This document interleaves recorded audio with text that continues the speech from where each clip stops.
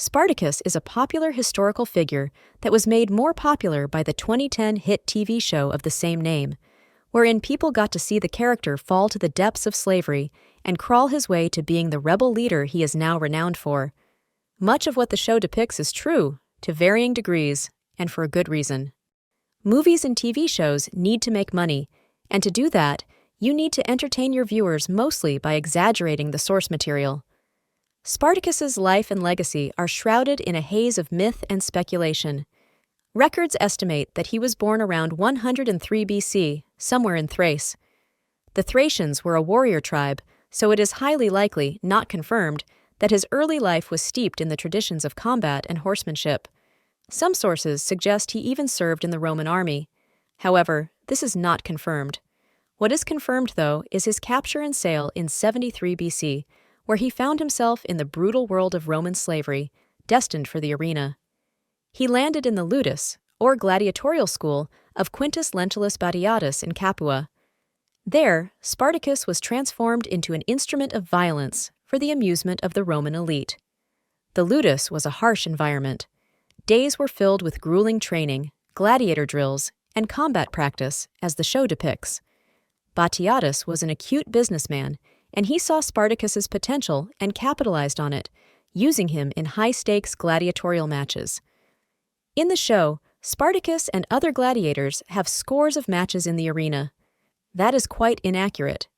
Given the extent of physical injuries that a gladiator had to endure in every fight and the ineffectiveness of medicine at the time, even the best gladiators fought at most, half a dozen times a year, sometimes less. Additionally, gladiator fights, bloody and violent as they were hardly ever fought to the death, although deaths could and did occur. Gladiators were an expensive investment for those who ran the gladiator schools, so it was preferable that the fighters not die on the field. Death in the arena was usually for criminals to be executed. Spartacus also had a wife with him in the ludus. While this may sound unbelievable, Roman slaves often had wives and children too, although such marriages were not valid under Roman law. While there is no record of her name, there was evidence that she was a Thracian like him, from the same tribe. It is also unclear at what point they were married. The slaves and gladiators within the ludus were unjustly treated and beaten to within an inch of their lives for sometimes very trivial offenses. This undoubtedly fueled Spartacus's desire for freedom, as he saw firsthand the dehumanizing treatment of his fellow men and the arbitrary power wielded by the Roman elite. His time in the ludus was brief, as in the same year as his capture, Spartacus and 70 other gladiators massacred the members of the Batiatus' household, staged a daring escape from Capua, and succeeded. These escaped slaves fled to the slopes of Mount Vesuvius in a symbolic act of defiance against the Roman overlords.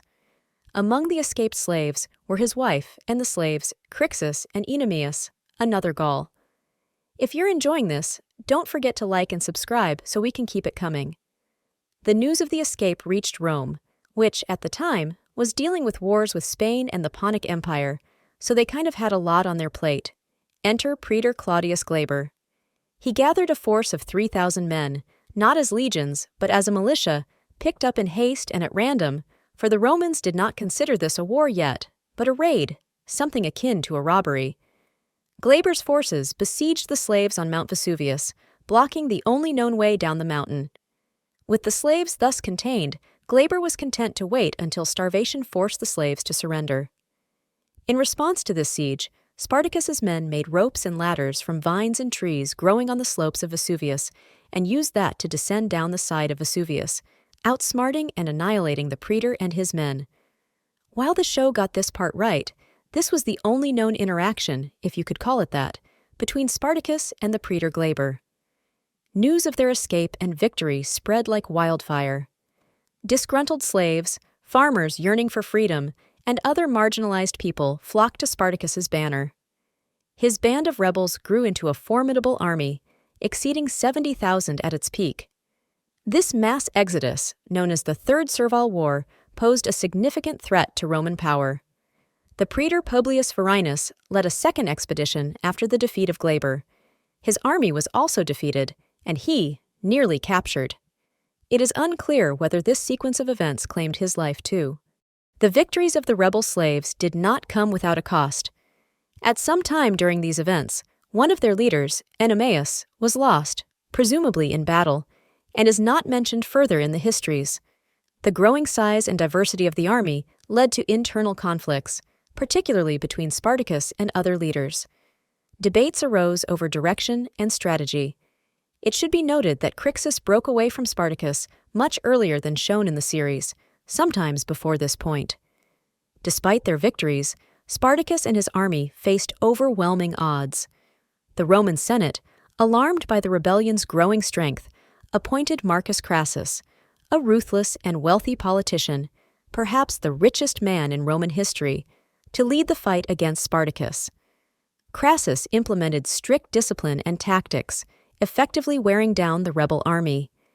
The two armies eventually clashed in the decisive battle of the Salarian Forest. Despite Spartacus's courage and tactical skill, the rebel army was ultimately defeated. About 6,000 of his army survived this battle, but they too were captured and crucified on either side of the Appian Way, which stretched from Naples to Rome. Their bodies were left there in a decayed state to emphasize what happens to rebels. Spartacus himself fell in the battle. Some say his body was never recovered, adding to the mystique surrounding his legacy. Others say he was one of those crucified along the Appian Way. Whether this was because the handful of his followers who survived buried him privately, as the show suggests, or because his body was completely dismembered by Roman centurions, we may never know.